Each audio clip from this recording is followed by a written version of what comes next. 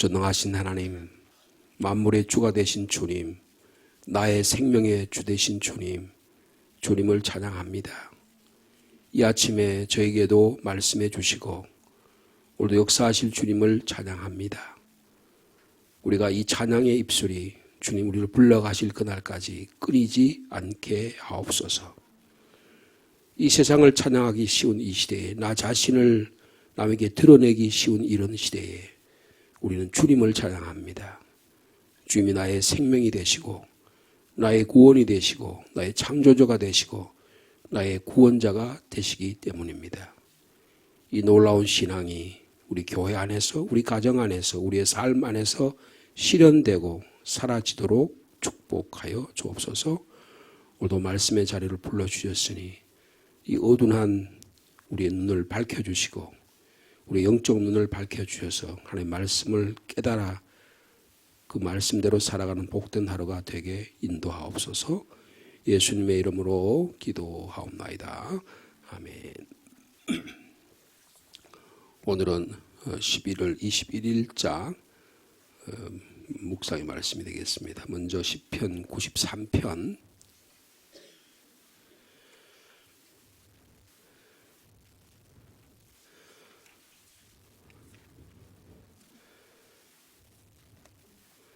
시편 93편 말씀 한 절씩 교독하시겠습니다. 871면 구약성경 871면쯤에 있습니다. 여호와께서 다스리시니 스스로 권위를 입으셨도다. 여호와께서 능력의 옷을 입으시며 띠를 띠셨으므로 세계도 견고히 서서 흔들리지 아니하는도다.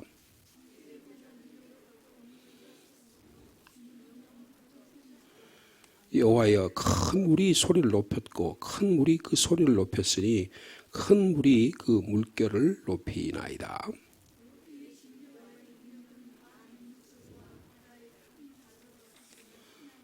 오절 같이 읽습니다. 여호와여, 주의 증거들이 매우 확실하고 거룩함이 주의 집에 합당하니 여호와는 영원 무궁하시리이다. 아멘. 이어서 구약성경 에스겔 28장입니다. 28장 1절에서 10절까지 말씀입니다. 하나님께서 두로라고 하는 나라에 대한 하나님의 심판의 말씀이 기록되어 있습니다. 28장 1절에서 10절입니다. 또 여호와의 말씀이 내게 임하여 이르시되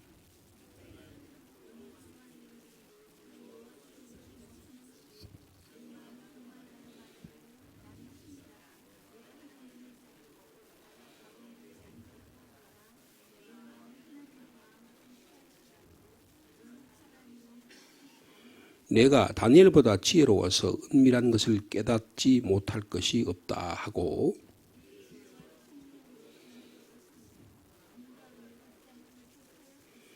내 지혜와 내 무역으로 재물을 더하고 그 재물로 말미암아 내 마음이 교만하였도다.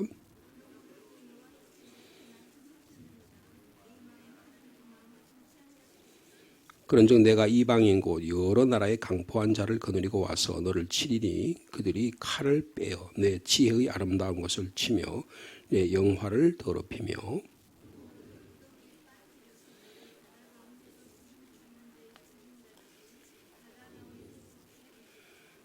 내가 너를 죽이는 자 앞에서도 내가 하나님이라고 말하겠느냐? 너를 치는 자들 앞에서 사람일 뿐이요 신이 아니라.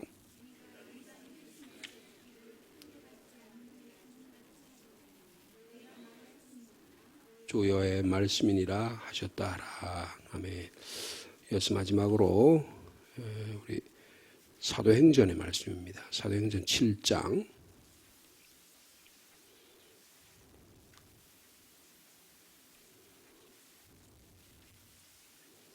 7장 54절 말씀부터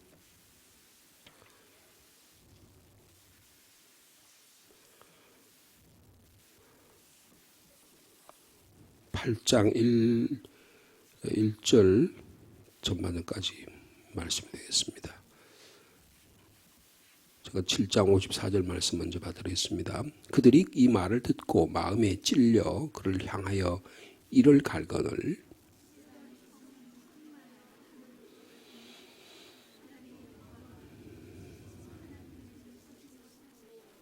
말하되 보라 하늘이 열리고 인자가 하나님 우편에 서신 것을 보노라 한데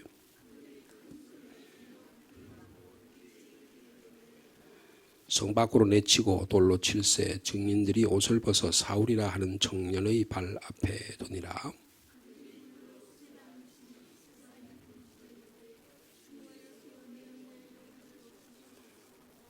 무릎을 꿇고 크게 불러 이르되 주여 이 죄를 그들에게 돌리지 마옵소서 이 말을 하고 자니라. 아멘. 오늘 이 세 본문의 말씀을 읽으면서 공통적으로 느껴지는 점이 있습니다. 교만이라는 거요. 이거를 큰 파도, 분노, 거기에 비유하고 있습니다.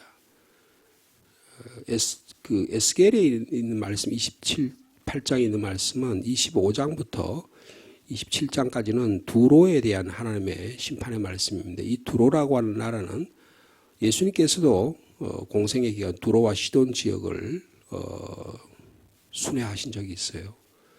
이 두로라고 하는 나라는 지금의 지중해 지역에 있는데 굉장히 강한 나라입니다. 그래서 이 지역은 해운업을 통해 가지고 크게 융성한 그런 나라예요.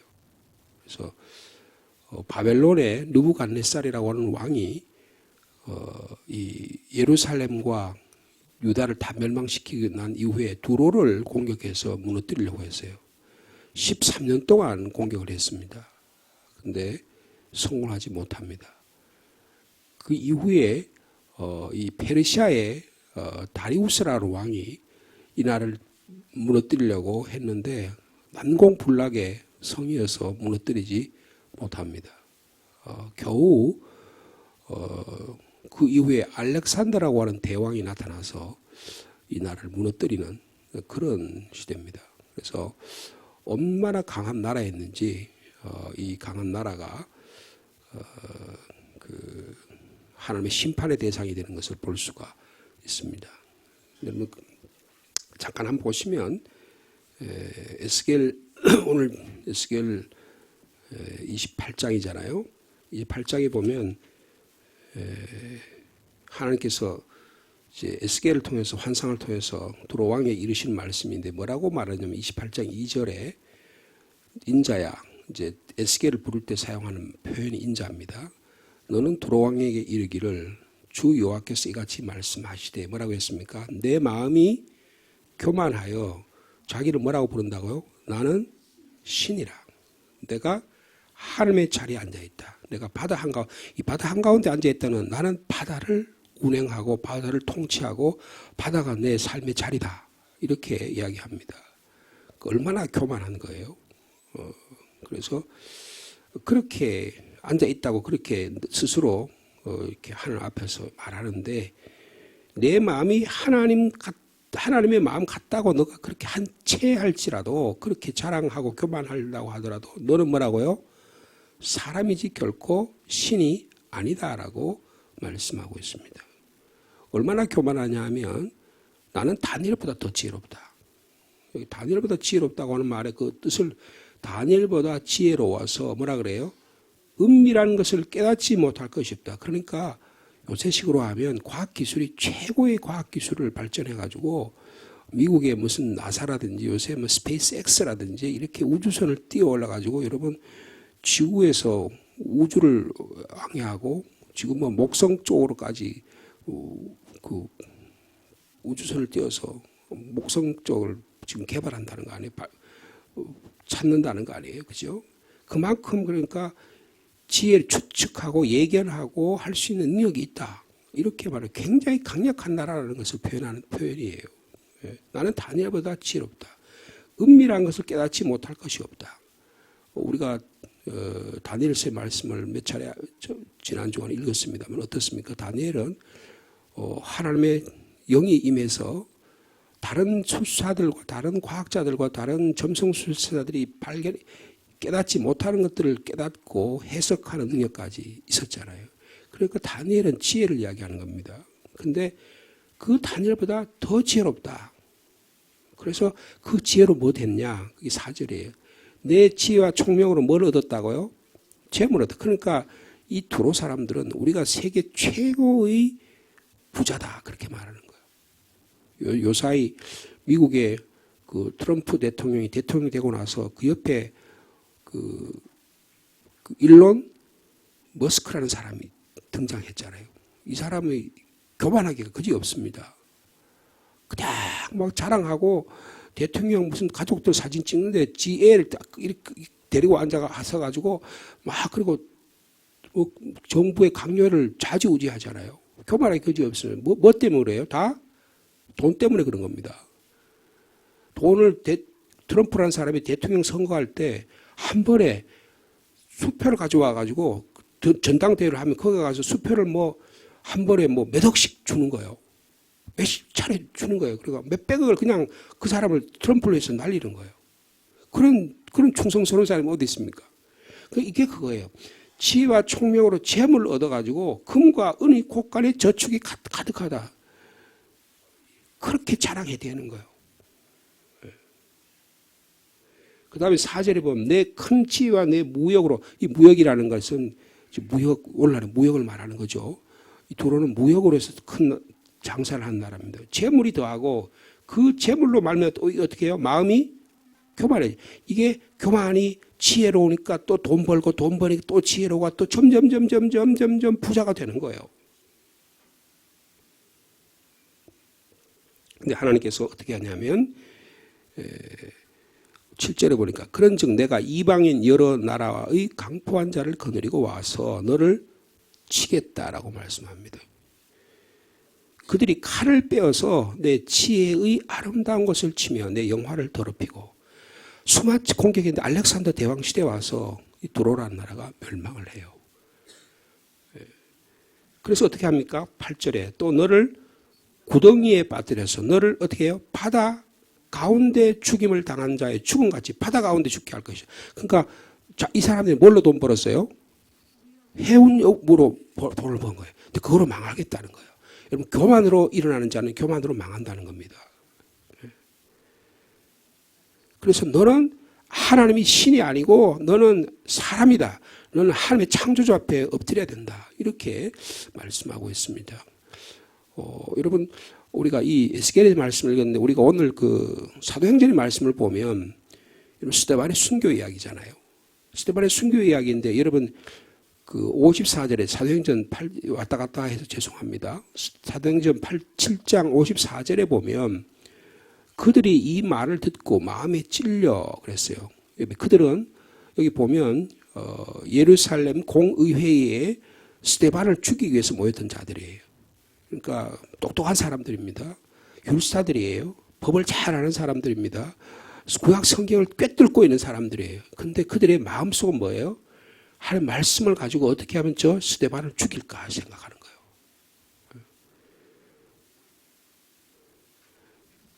여러분 그 53절에 보면 너희는 스데반 설교의 마지막 구절인데 너희는 스데반을 죽이려고 왔던 공회의 지도자들이죠. 너희는 천사가 전한 율법을 받고도 지키지 아니하였다고 그들을 하는 말씀으로 이야기합니다. 그러니까 이 말을 듣고 마음에 찔렸어요. 아, 하나님 말씀을 제대로 우리가 실천하고 있지 않구나. 여러분 그러면 사도행전 2장에 보면 성령 강림절이 일어났을 때 베드로 사도가 하나님 말씀을 전하고 너희들 주님 앞에 회개하라 그랬더니 우리가 이스라엘 백성이 어떻게 해요? 우리가 어찌할꼬 회개했어요. 그래서 주 예수를 믿으라. 그러면 너와 내 집이 구원 얻는 그래서 성령의 역사가 일어날 거라고 이야기했더니 하루에 3,000명의 역사가 일어났잖아요. 그죠? 근데 오늘 본문은 동일한 예루살렘에서 일어났는데 이 말을 듣고 마음에 찔린다면 어떻게 해요? 그를 향하여 이를 갈았다는 것입니다. 하나님의 말씀을 들어도 반응이 다를 수 있다는 거예요. 하나님 말씀을 듣고 순종해서 하나님 말씀대로 회개하고 성령이 충만한 사람이 있는가 하면 하나님 말씀을 듣고 사람을 향하여 죽일 마음이 생긴다는 거예요. 이게 인간입니다. 그냥 이를 갈거나. 근데 여러분 놀라운 사실은 스데반은 어떻게 해요? 성령이 충만했다는 거예요. 성령이 충만했다. 그래서 하나님의 영광을 봅니다. 예수님께서 하늘 우편에 서신 것도 봐요. 근데 그렇게 그러면서 그 이야기를 내가 주님께서 하나님 우편에 계신 게 보고 하나님의 영광의 보좌가 보인다라고 보노라라고 그들 앞에서 이야기를 합니다. 그러니까 이들이 더 이를 가는 거예요. 뭐라고 얘기해 보십시오. 그들이 큰 소리를 지르며 길을 막고 일제히 그에게 달렸는데 거부하는 거죠. 거부하는 거예요. 그리고 어떻게 성 밖으로 내치고 돌로 치려고 합니다. 그리고 그들이 돌로 치려고 하니까 이 겉옷을 벗어가지고 그 겉옷을 누구 앞에 뒀다고요? 사울이라는 청년의 발 앞에 뒀는데 이 사울이라는 사람은 스데반의 죽음을 8장 1절에 맞는 거다. 제대로 죽였다.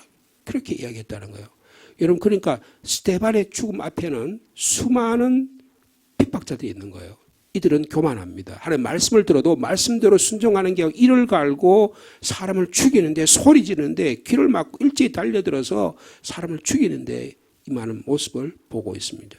이것이 마치 무엇과 같으냐 하면 여러분 시편의 말씀 마지막을 한번 보시면 시편의 말씀 이 93편의 시편의 말씀 별로 우리가 잘 인용하거나 잘 읽지 않는 말씀입니다.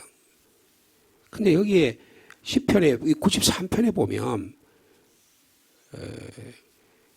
큰 물을 이야기해요. 큰 파도를 이야기해요. 3절에 보면 여호와여 큰 물이 소리를 높였고 큰 물이 그 소리를 높였으니 큰 물이 그 물결을 높이나이다. 이 파도가 큰 파도가 바다에서 몰아치는 장면입니다. 한 몇 년 전인가요? 저희들이 우리 목회자들 장로님들과 함께 대마도에 간 적이 있었는데요. 갈 때는 아주 물결이 잔잔했어요. 그래서 가가지고 대마도 북쪽에서 배를 대고 하루 일정을 하고 그 다음에 우리 하루를 잤나요? 그리고는 그 다음에 대마도의 남쪽에서 올라오는데 이제 바깥 바다로 이렇게 나오는데 바다가 바람이 말이에요. 얼마나 물결이 센지 그냥 정신을 차릴 수가 없어요. 만약에 그게 좀 더 큰 물결이었다면 꼼짝도 못했을 것 같아요. 그런데 출항을 했기 때문에 혼을 잃어버릴 정도예요. 그 물결이 바다에 치면 그렇게 강합니다. 이거 뭘 말하냐면 교만함을 말하는 거예요. 인간의 두려움을 말하는 거예요. 인간에 찾아오는 큰 물결 앞에서 인간은 아무 대책이 없다는 거예요. 이런 바다라고 하는 것은 이 히브리 사람들, 구약에 있는 히브리 사람들에게는 이거는 뭐라 그럴까요? 혼돈의 근원이라고 부르는 거예요. 혼돈의 근원. 그래서 창세기 1장 2절에 보면 땅이 혼돈하고 공허하며 흑암이 깊음 위에 있고 하나님의 영은 수면 위에 운행하시다. 흑암의 세력, 혼돈의 세력을 가리킬 때 사용한 말이 파도입니다. 바다를 상징하는. 바다에 큰 물이 소리를 지른다. 쫙 하면서 그냥 그걸 3번이나 반복하잖아요. 그죠? 큰 물이 소리를 높였고 큰 물이 그 소리를 높였으니 큰 물이 그 물결 위에 높이 나이다. 근데요, 하나님은 그 물결을 다스리시는 분이라는 거예요.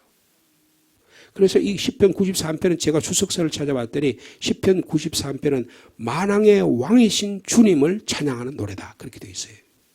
그게 1절에 있죠. 1절의 말씀 같이 읽어보겠습니다. 시작. 여호와께서 다스리시니 스스로 권위를 입으시오. 그러니까 왕의 권위를 입으신 거예요. 그러니까 왕자 옷을 쫙 입고 면류관을 딱 쓰고 지금 제일 높은 자리에 앉아있는 주님의 모습, 마치 즉위식을 하는 것 같은 그런 모습이에요. 그 다음에 여호와께서 그 능력을 옷을 입으시며 띠를 띠셨다. 왕의 표시를 하는 탁 혁띠를 쫙 차고 있는 거예요. 하나님의 위엄을 두르시는 왕으로, 하나님의 권위를 떨치시는 분으로 그렇게 나타나고 있습니다. 그리고 2절에 보니까 주의 보좌는 예로부터 견고히 있었으며 주는 영원부터 계셨다. 그 하나님의 흔들림 없는 모습을 말씀해 주고 있습니다. 근데 이게 왜냐하면 이 시편 기자가요, 혼자 솔로 이야기하는 거예요. 하나님은 왕이십니다. 하나님은 위엄을 두르시는 능력의 하나님이십니다. 세계는 굳건히 서서 흔들림이 없고 하나님의 보좌는 한결같이 경고하는 주님의 영원하십니다. 이렇게 혼자 주님 앞에 찬양하고 있는데 내 삶에는 뭐가 아니라 폭풍이 일어나는 거예요. 큰 파도가 일어나는 거예요. 여러분 마가복음 4장이나 마태복음 14장에 보면 주님께 갈릴리 호수에 배를 타고 가다가 큰 풍랑이 일어나잖아요. 그래서 주님께서 주무시니까 너무 큰 풍랑이 일어나니까 제자들이 스스로 그 파도를 이길 수 없어서 주님을 깨우는 장면이 나오잖아요. 주님, 저희들이 죽게 되었는데 주무십니까? 주님께서 일어나서 파도와 잔재를, 파도와 바다를 잔잔케 하시는, 조용하라, 잠잠하라 하니까 주님께서 이그래서 와, 주님께서 풍랑도 잠잠케 하시는 분인가? 그런 장면이 나오잖아요. 예수님께서 제자들을 먼저 갈릴리 호수로 보내시고 주님께서 기도하고 계시는데 한 새벽 한 2시, 3시쯤 돼가지고 그들이 바다를 못 건너가요. 너무 풍랑이 세서. 그래서 두려워하고 있는데 주님께서 찾아오시잖아요. 그러니까 베드로가 말해요. 주님, 저도 주님처럼 바다를 좀 걷게 해 주십시오. 그러니까 그래서 손을 잡으니까 그러니까 걷잖아요. 걷다가 풍랑이 있는 걸 보고 어떻게 해요? 두려워서 빠져버립니다. 그래서 주님, 제가 두려워서 지금 풍랑이 저를 삼킬 것만 같습니다. 그래서 손을 잡으면서 왜 두려워하느냐? 안심하라. 내가 여기 있지 않냐? 그렇게 말씀해. 그 뭐예요? 주님의 풍랑과 바다와 혼돈도 잔잔케 하신 주님의 능력을 가르쳐 주는 것입니다. 오늘 그 모습이에요. 자, 그것을 4절에 이렇게 말씀하죠. 4절 말씀 같이 읽겠습니다. 높이 계신 여호와의 능력은 많은 물소리와 바다의 큰 파도보다 크니이다. 여러분, 우리의 삶 속에 다가오는 풍랑이 있을 겁니다. 오늘도 다가오는 무서운 풍랑이 있을 거예요. 이 우리를 혼돈케 하는, 너무너무 우리가 도저히 감당할 수 없는 그런 일이 우리를 찾아오게 될 것입니다. 그런데 하나님께서는 그 풍랑도 잔잔케 하신다고 말씀해 주고 있습니다.